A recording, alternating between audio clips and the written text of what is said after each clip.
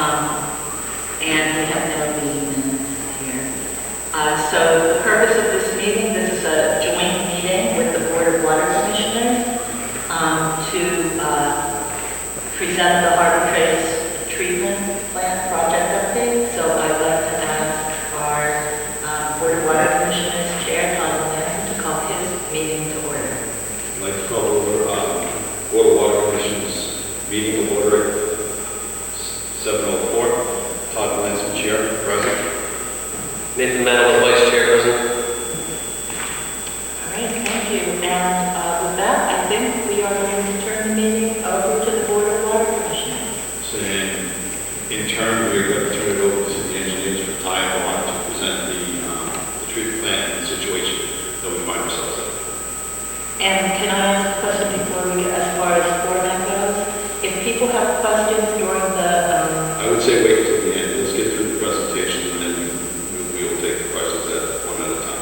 Okay, all right, thank you. Great. Hello everyone. My name is Lou Sirocco. I'm with Time Bond. I'm a project engineer here tonight. And I'm Mary Danielson from Time Bond as well. And we're going to bring everyone up to speed on the overall plan that started at the Harbor Trace well site. So we're here tonight because PFAS was discovered in the Harbor Trace well, and as a result, it's been offline for quite some time. Yeah, I don't know if there's a way to spin the light over to make it easier to see the screen or so, but we'll keep plowing forward if possible. So, quick just thoughts on what we're going to talk about tonight. I'll introduce the overall project team, background purpose for the project, we'll give you an overview of all the elements that are included in the project, talk about schedule, and then we'll wrap up with some questions and answers at the end. So, project team, this project is headed by the Townsend Water Department. At their head, the Board of Water Commissioners, Nathan and Todd with us tonight. Working for the Townsend Water Department as well is David John, Superintendent. From Time Bond, we have Tom Hannah, also here as the Project Director. Myself, Lou Sirocco, Project Manager, and Mary Davidson, Project Engineer for the project. The architecture was designed by a sub-consultant to Time Bond. The name of that firm is Gorman Richard Lewis. So why this project? So the town of Townsend has 4 main well sites. Harbor Trace, which is Brook, Main Street, and Cross Street. The capacity of each of the wells is up there on the slide. Harbor Trace is the largest capacity well in the town, followed by Main Street, which was recently increased and brought online by Dave this past year. The second largest well in the town is the Richard Brook site, which has 2 wells. Cross Street is the smallest one, and it's a remote well site.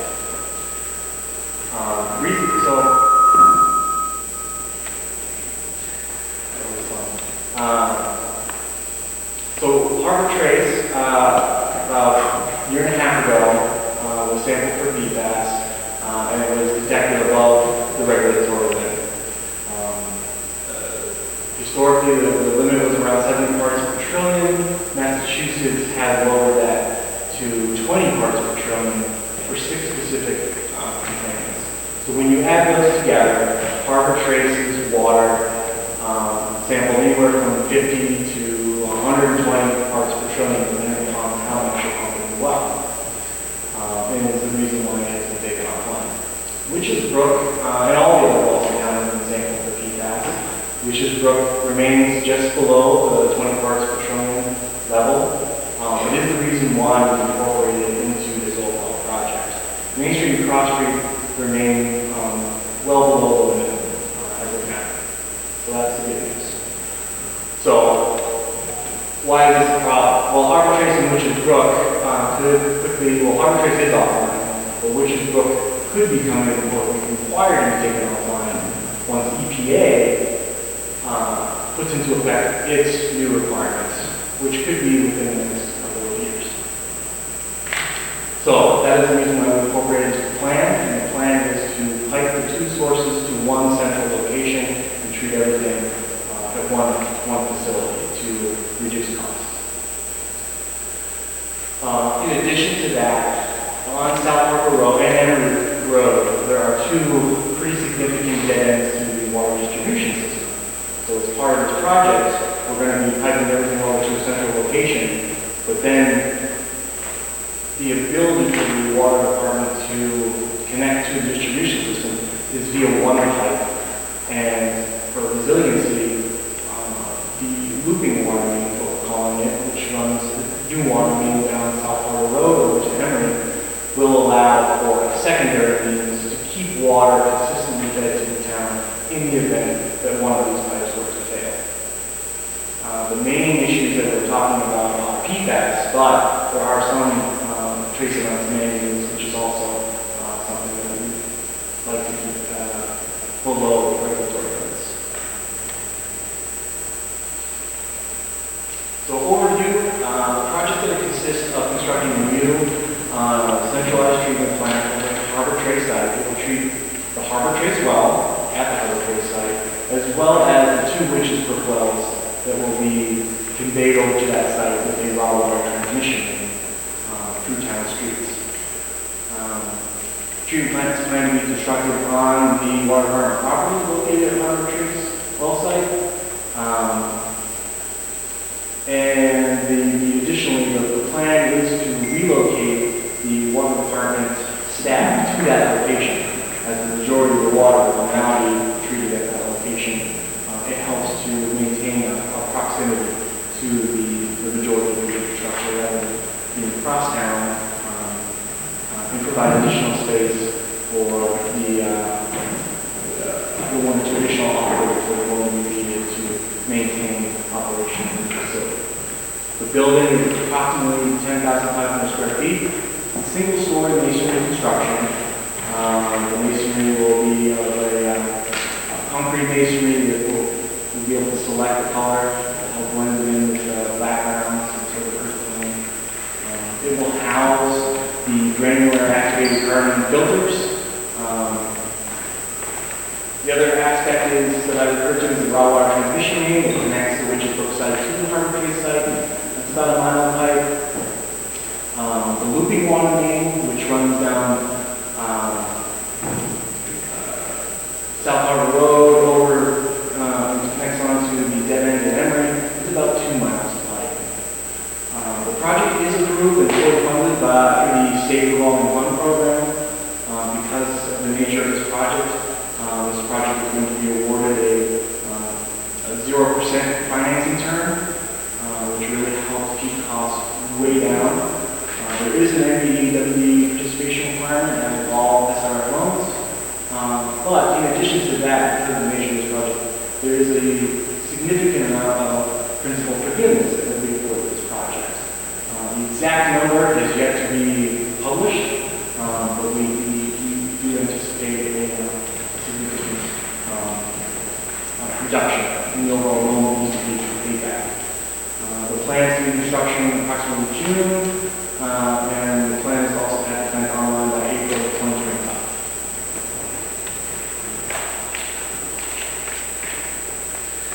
Just to give a big picture bullet of the schedule, so last week we opened up statements of qualifications for all prospective bidders. We're in the process of reviewing, vetting, and approving pre-qualifying bidders that will be allowed to actually bid the project.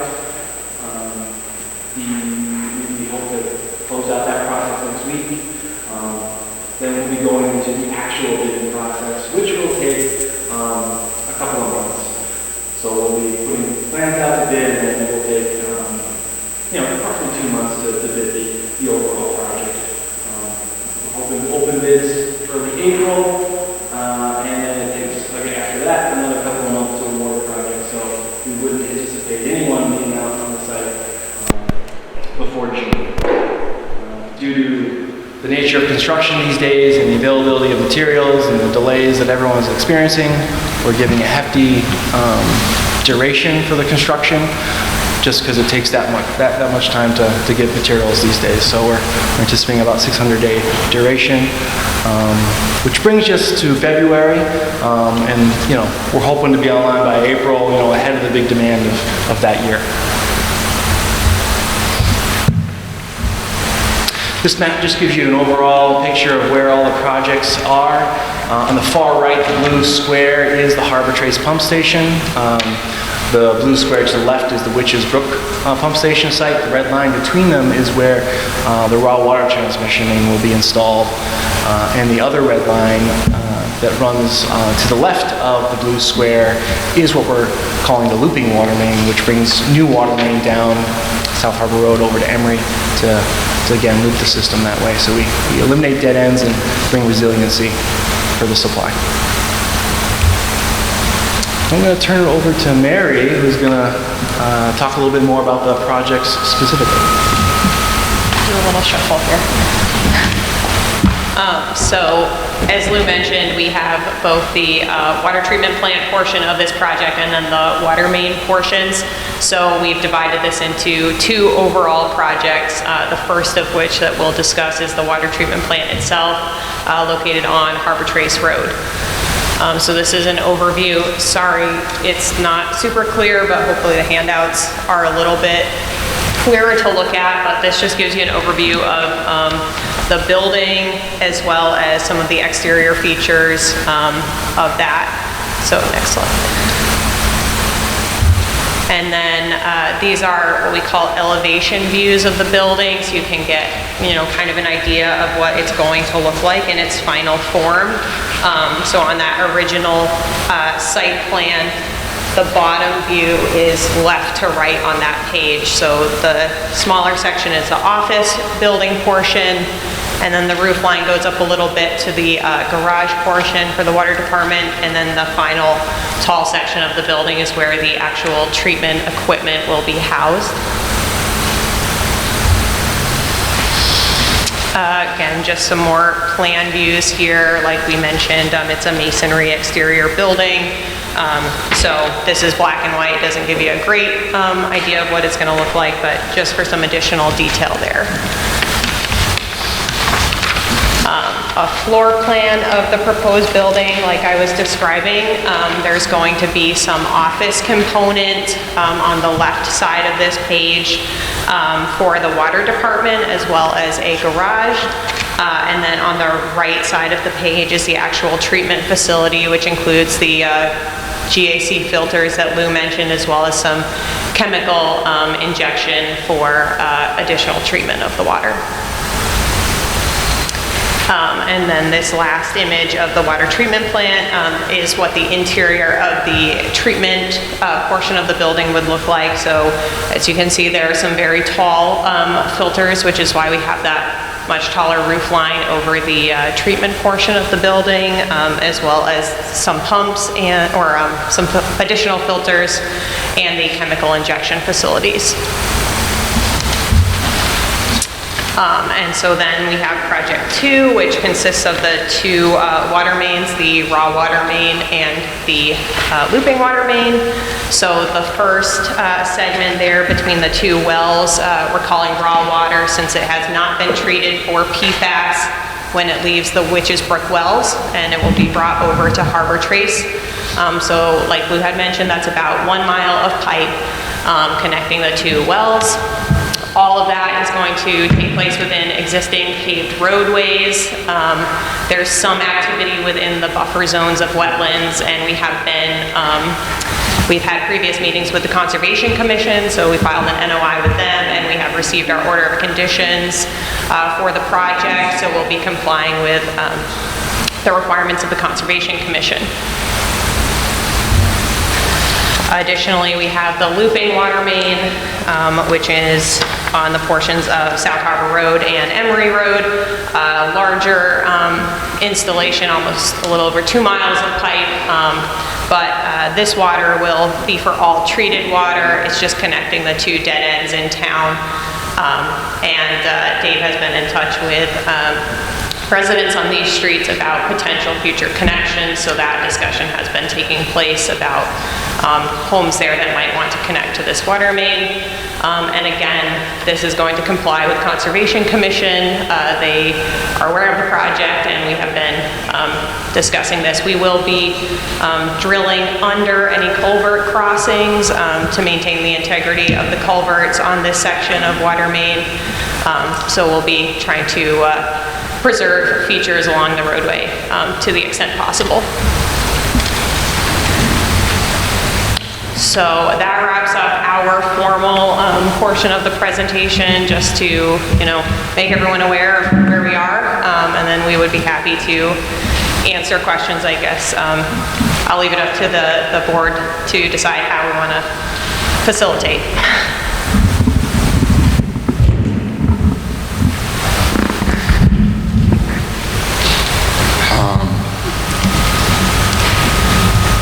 Thank you for the presentation. Nate and I and Dave have been working on this for probably since we found out about the problem. The question I have is that the GAC, and just to clarify for the public, the GAC is what they go through what's called a pilot test, where they take the mixed water and they ran it through different medias. GAC is definitely the media that reacted best, correct? That's correct, yep. Okay, and in part, that's why the GAC filters, the filter vessels themselves have to be the height they are. Beyond that, I guess explaining part for us too, the looping of the dead ends will hopefully, or more than likely, help us with the discoloration. Right now, with the wells coming online at different times and things like that, it has created what we call like a washing machine effect. So the flow is going back and forth, and it's causing tuberculation on the inside of the pipes to dislodge and discolor. That should be somewhat abating that problem, because the water will be going all in one direction or one flow. You are required by regulation to make yourselves as resilient as possible. So you need to be able to supply water in more than one direction. Also, you're supposed to eliminate dead ends. They are, as we found, discoloration issues. They can be problematic with bacteria and things like that. So looping this will make us both resilient. If we lose a main or have a main break, the water will still flow to people. A less amount of the population will be affected, and it should greatly help us in the discoloration. That's in part why they incorporated it into the plan. For me, I don't have any more questions. I don't know if Nate has any. Teresa? Oh, I just got one question about the looping. Yep. Well, you mentioned South Road. Yep. That's a private road, right? No. No, it's not. South Road Road is not a private road.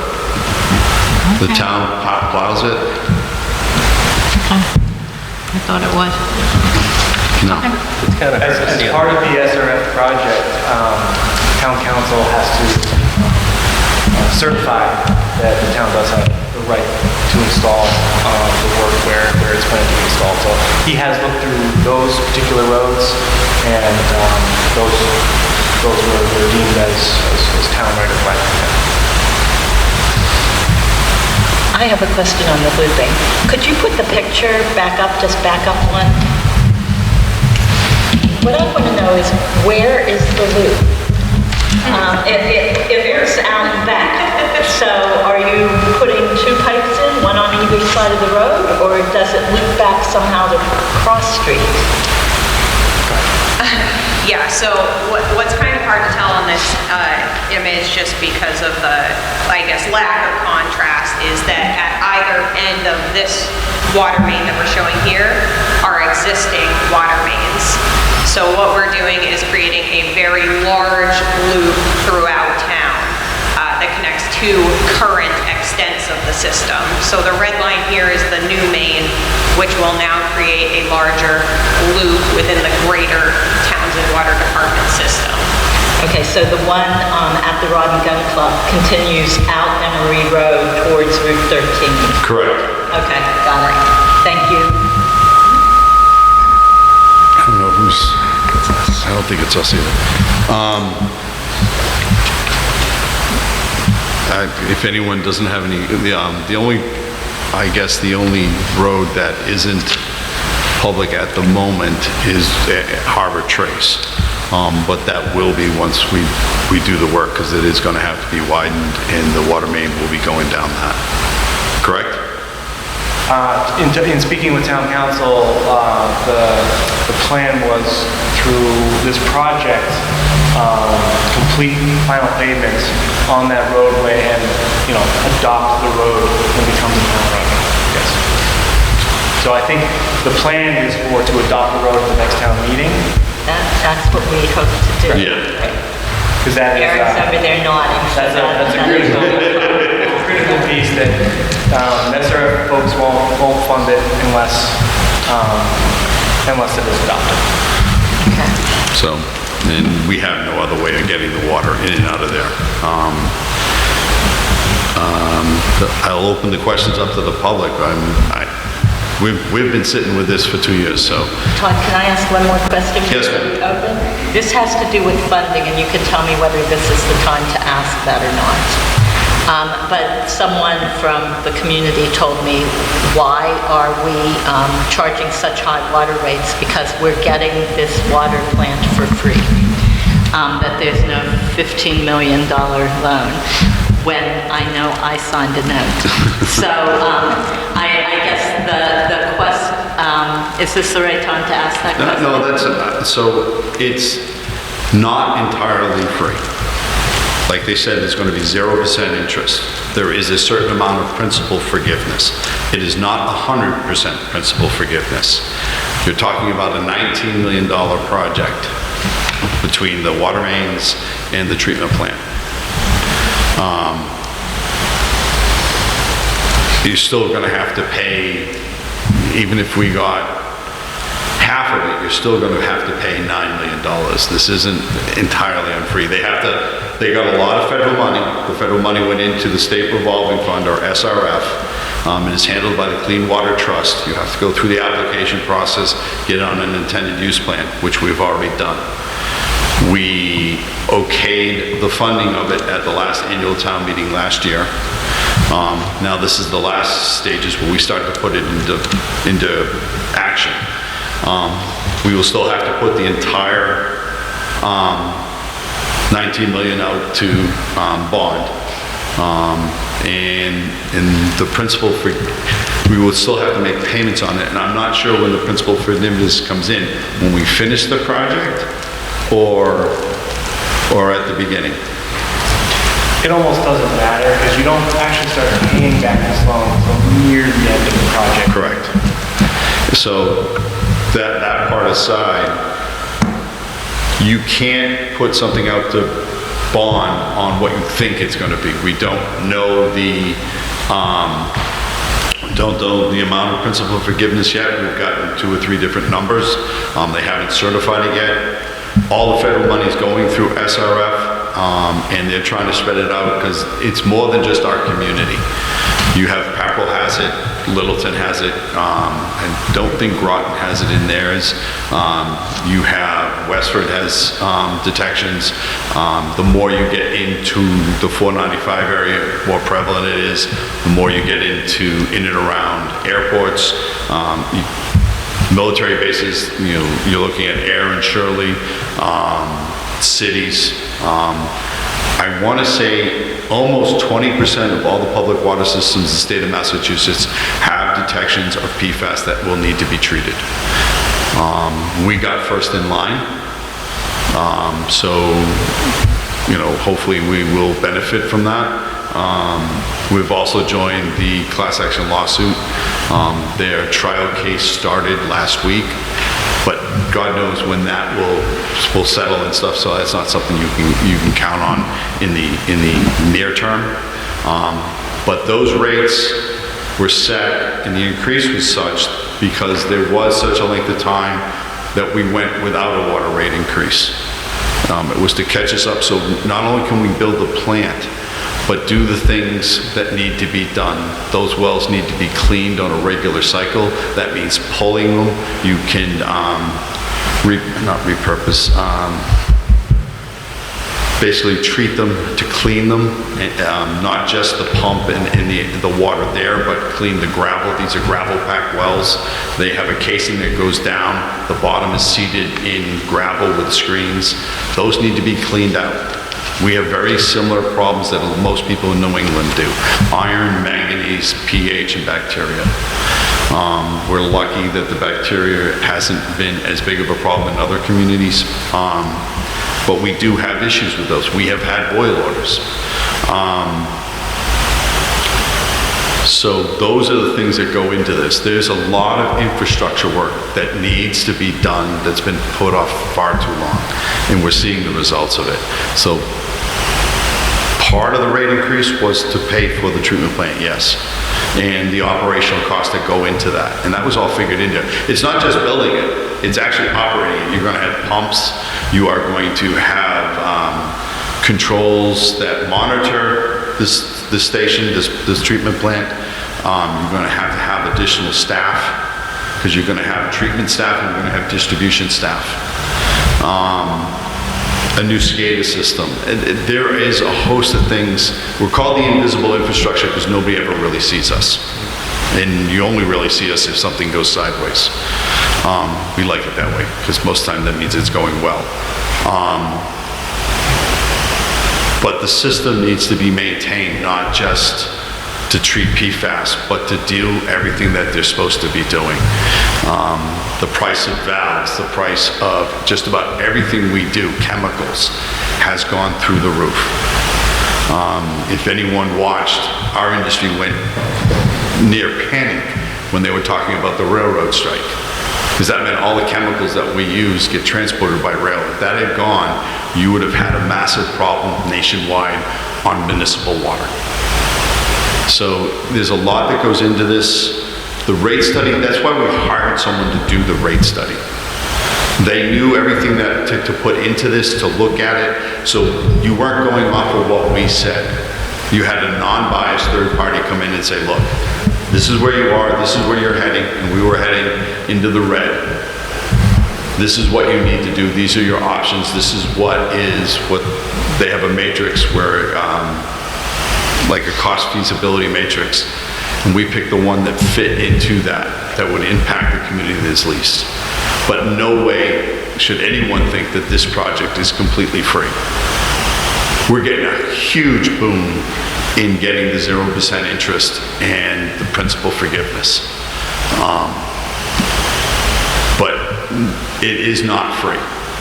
And unfortunately for us, because we have PFAS in there, we have to deal with it. And that's what we have tried to set up and do. Yes, ma'am. Can you help me understand, is it spread evenly across all the citizens of the town, or is it spread differently? If you own a private well, you're only towards a part of... Private well is, we have nothing to do with private wells. We don't charge anybody for their water on a private well. If you have private well, none of the costs go to you. This Correct. is only for people that are on the water system. Thank you. So with that, I'll open it up to the public if anybody's got questions.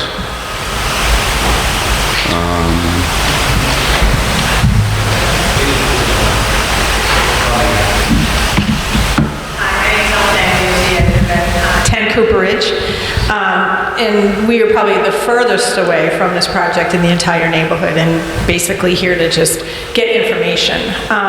So I had a couple of questions. First of all, I was happy to see that those towers are enclosed, because there were rumors that we were going to be seeing these big white towers from our yards, although we wouldn't see it where we live, but there was that concern. But last night there was a question, and I didn't quite understand it, that was asked at the meeting last night about the impact on the culvert, because between some of the homes on Cooperage Way there is a culvert, and where does this water treatment plant impact, not impact, or how close is it to the culvert? Yeah, so I'm happy to elaborate. I know we were kind of in a limited forum last night for that hearing, but and what we were trying to get at with last night's hearing is that the stormwater systems that we're proposing at the treatment facility will capture all of the stormwater impact for the facility. So we will not be increasing any stormwater or runoff in the existing drainage system out in the neighborhoods. So on that same token, we won't be improving or taking away or adding anything to the existing drainage network outside of the footprint of the treatment facility. Thanks. My next question is, so I know there were neighbors who were concerned about their property lines. Again, it doesn't impact our property line. We are the furthest away from this plant that you can be. But how many, I guess I would ask the distance to the nearest property line, and how many property lines in sort of the Harbor Trace, Cooperage Way area will this, I guess, impact or reside near? This is the question. In terms of proximity to the property line, are you referring to the buildings or just any of the project features? Any of the project features, yeah. The buildings, but again, we see, I see property lines on the, on the diagram, but of course I'm not quite sure whose property lines they are. They're not mine, but there clearly are property lines there. And I guess there's question about noise, leaching fields, is there any impact with, the smell from leaching fields, those kind of things that people that are closer to this project are concerned about. Sure. So the leaching fields are going to be like your normal system. However, they're going to be under DEP oversight. So they're not going to, we can't allow them to fail. So my aspect is you're not going to smell leaching field. If you do, then there are other issues going on that need to be addressed. I believe through planning, they've met all the setbacks and have put it in the place best suited for it, both for the plan, and they've gone to extreme lengths to minimize the impact to the community, going from putting the shortest building in front and having it go, so it'll give the aspect of being somewhat similar in elevation, even though it's not. Beyond that, I don't know, we had decided where we, it shortens the length of the water main. It depends on where you put it. You can't go too much farther back because of the well that's down there and the proximity to that. So it's sited where it needs to be. And we've done everything and will do everything to reduce the impact to the community. There's plans in there to plant vegetation, trees, bushes, what have you, that will limit that impact. I don't know where you got that the vessels would be exposed. But given that we are in northern New England, you can't really have pipes exposed. They're special ones, and they're usually just temporary. But most of the facilities you will see are enclosed by one type of structure or another, so that the water doesn't freeze. Well, so you know how neighborhood rumors go. That's all I can say. I just wanted to say, I wanted to put that to rest in that, there was a lot of consideration on the impact to that, your specific community, your neighborhood. Like I said in the meeting that we had, if we could have found a different way to get the water lines in there, we would have gone that way. Also, GAC, depending on its life, the life is usually about 12 months, not give or take. But it has to do with the water quality, and we won't know until it gets really operational. But it comes enclosed in a trailer and gets moved out by like a back truck. So it's not an open slurry mix or anything like that. Everything will be handled down there. I heard rumors of open bed trucks and waste falling out. That is not the case. So just kind of trying to put that sort of stuff to rest. Yeah, and I think Todd did a good job of that, like in a meeting 3 months ago, I think that we had, where I thought a lot of information was shared about that whole process, which certainly put us at ease for sure about it. So I have one last question. Yes, ma'am. And this is probably for the selectmen more so. So we know that Harbor Trace and Cooperage Way are not public roads. They belong, they're private, still maintained by the developer. And Harbor Trace will become a public road is our understanding. Our concern is, will Cooperage Way be included? We understand that it won't be paved as part of this project, but just, will that go in front of town meeting as well with Harbor Trace? I'd like to defer to our town administrator, Eric Schlegel, for the response to that.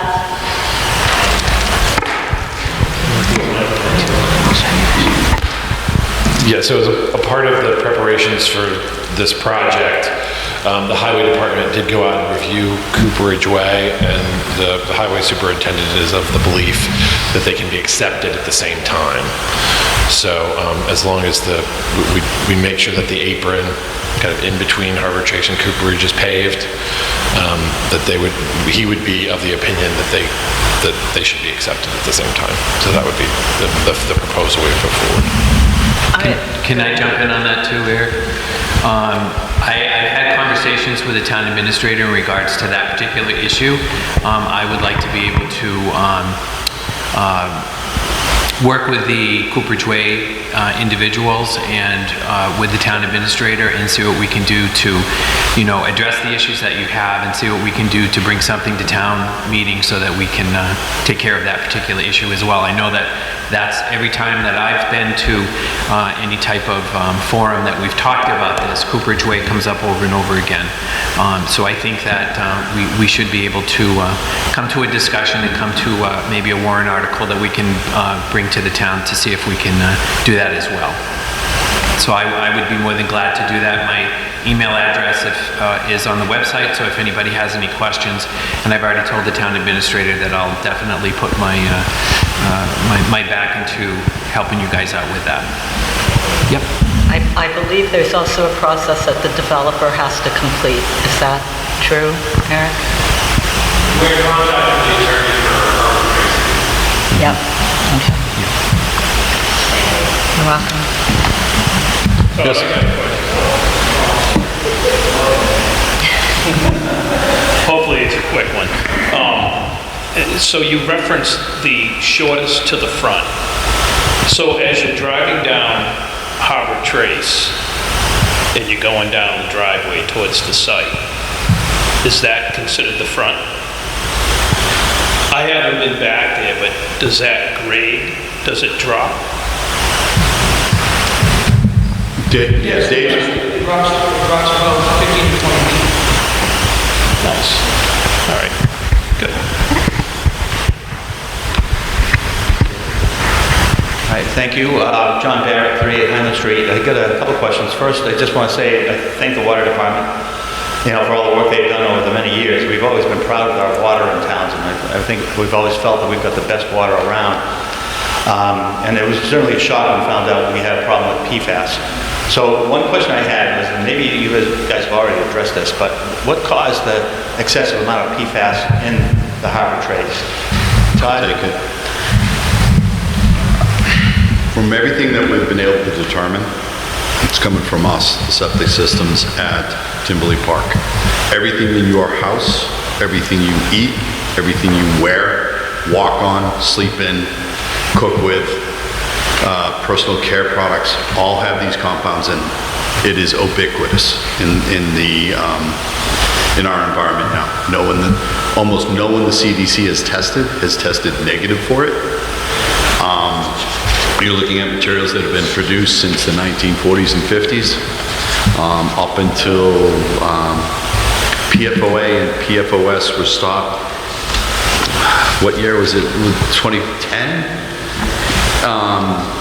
So you're looking at, keep in mind, there were 48 this is a family of compounds.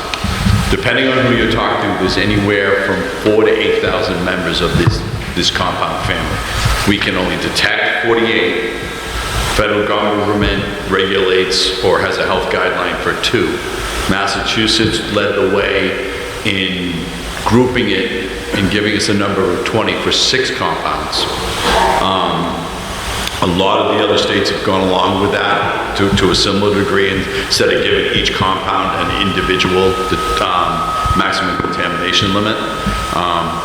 But as I said, there are very few utilities that have tested negative for PFAS. I think it's about 20%, if you round it up, that are going to have to treat for it.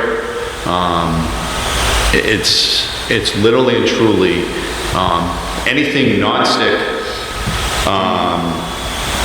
water resistant, stain resistant, used as a fire retardant, anything that potentially will need to be sudsy will have it in it. Your deodorants, shampoos, soaps, dental floss, Teflon tape. A lot of plumbers use it to thread, or used to use it, or the pipe goop to seal threads and stuff like that. That's all PFAS. When utilities started testing positive, we were all using this stuff to seal the casings. You know how many people pulled their casings, pulled the well pumps to make sure there was no Teflon tape? No, I mean, the utility I did, we pulled all 20 wells and re-plumbed every one of them to make sure we weren't adding it in artificially on what we had. So to say what specifically, given the concentrations and the flow and where our water sources are, and what the monitoring well detections show us, it's basically coming from the concentration of septic systems at Timberley Park. Okay, thanks. I just want to clarify that. Timberley Park. Sure. I was wondering how the looping main will affect the Main Street and Cross Street wells, if it has any effect on that. Is it looping, putting it all in one big loop throughout the town then, or? Well, what it'll do is it'll get the water from the plant will loop out so that we can't lose connection to the rest of the town. The Cross Street wells, they may become like a supplemental well that will come on in the summertime when the higher demands are. Main Street will stay on, and they're kind of pressure gated, so they're not going to fight against each other like they are now. So I don't expect there to be any sort of effects associated with the looping. Okay. What it'll do is it'll hopefully get us a more steady stream and a single direction flow, which should calm the system down and then allow us to do flushing and get anything that's in there out. Right. Stop that washing machine yes, sir. effect. Okay. And I think my last question, if we build this plant, particularly for PFAS, is it later expected to be used to chlorinate the water? Yes, we are in mandate to chlorinate. Really? Yep. Why is that? Because the number of boil orders we have had. Really? Yep. That is a shame. I don't know if there's any way to avoid that, because then where our water is just as bad as any other city that chlorinates their water, as far as I'm concerned. All right, so I'm as a professional certified water operator, I'll take offense to that. I deal with systems. I mean, we've had good drinking water since this system was built. Now, if you go in Fitchburg or Leominster, with the chlorination, the water is terrible. You can't drink it. So there are limits to what you can chlorinate. We will go to the absolute minimum of what is required. But we are under consent order to chlorinate the water. There is no way legally to fight that. Was that entered into by the town? A consent decree? That was from DEP. Mass Department of So it was an order from DEP that Correct. we did? Okay, all right. All right, that's it I have, thank you.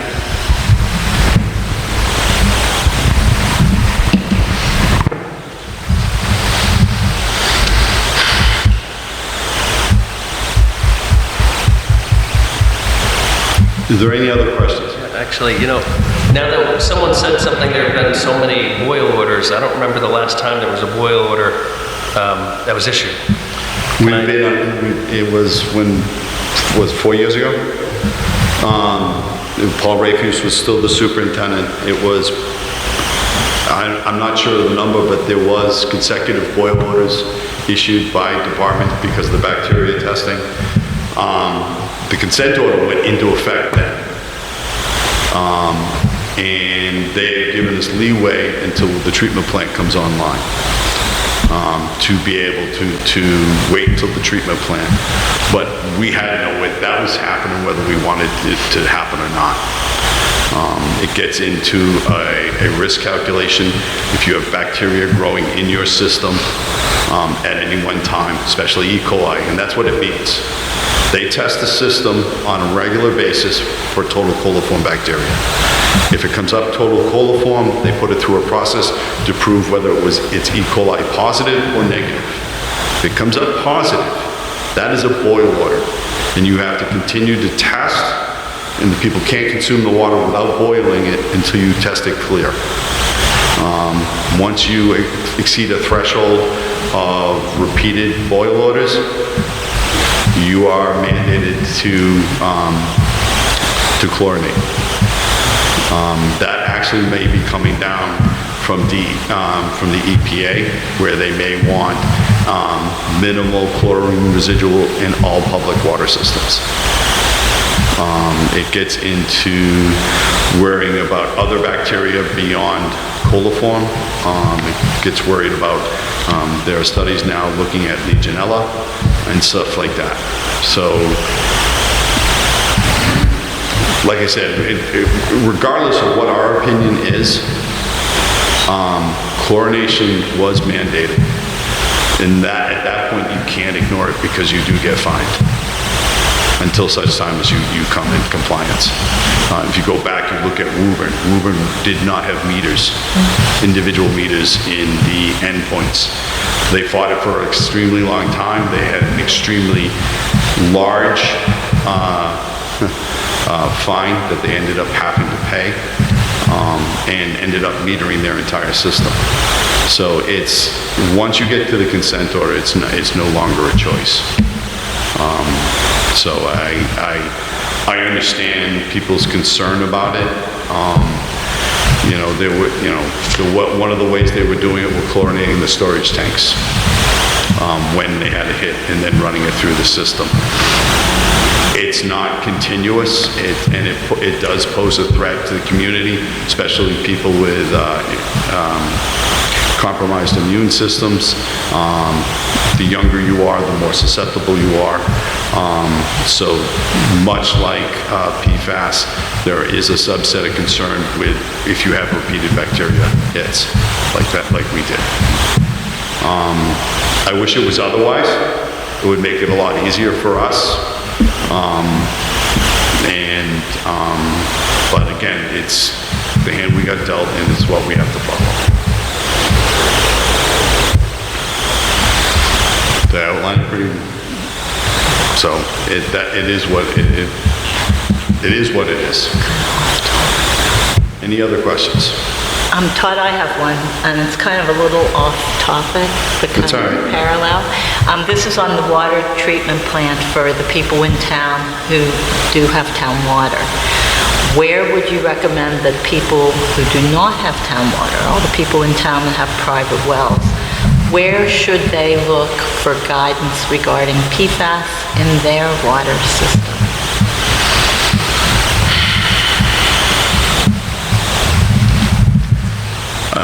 If you want it tested, what I would suggest you do is Mass DEP has a list of certified labs. You can specify the contaminant you want to look for. The PFAS is one of those. They'll give you the list of labs that are. Keep in mind, EPA and DEP have not waived the site contaminant protocol. So if you end up testing for PFAS in your drinking water, in your private well, one, it may not even be from the well.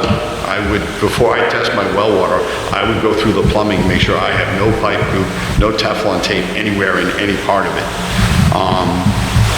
But do keep in mind that your property can then get classified as a 21E contaminated site.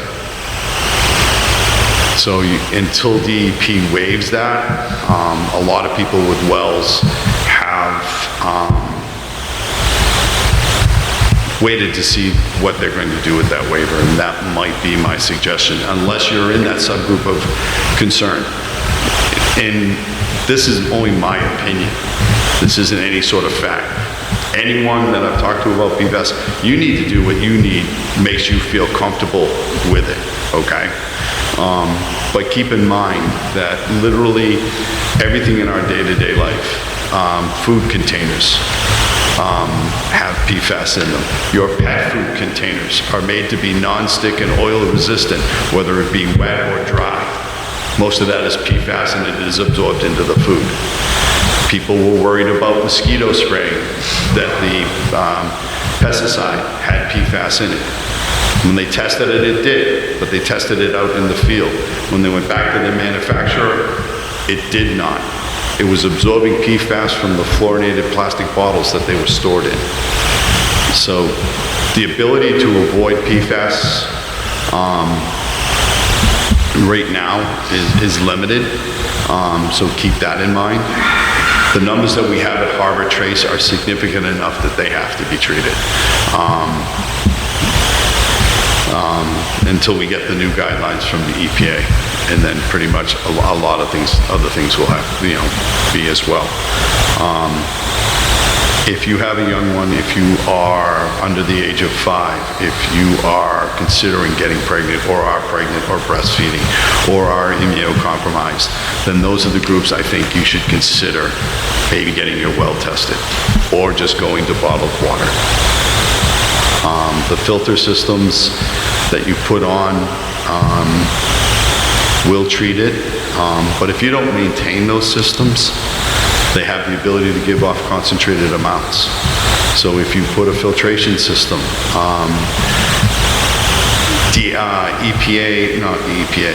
NSF, which certifies materials to do what they say they do, has a list of PFAS certified filters. But keep in mind that is certified to 70 PPT, not the 20 that we're dealing with or any of the new regulations. And it's only for PFOA and PFOS, not the other 4 compounds that we have to deal with. So this is the most unique contaminant I've ever come across or had to deal with, or the regulation for it. But I would just say that do what makes you feel comfortable, but make sure you do it right. Use a certified lab, understand the consequences if you test, and then go from there. Anybody else?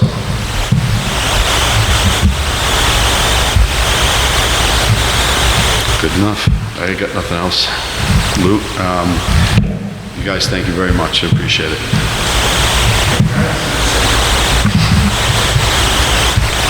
Thank you for co-hosting the meeting with us. I appreciate it. Thank you. So if you would, if there are no other questions, I guess I'd just say thank you, everybody. And Todd, would you like to adjourn your meeting? Yes. What time is it? Time 7:58. I'd like to adjourn the Board of Water Commissioners meeting at 7:58 on January 10th. Do I have a second? Okay.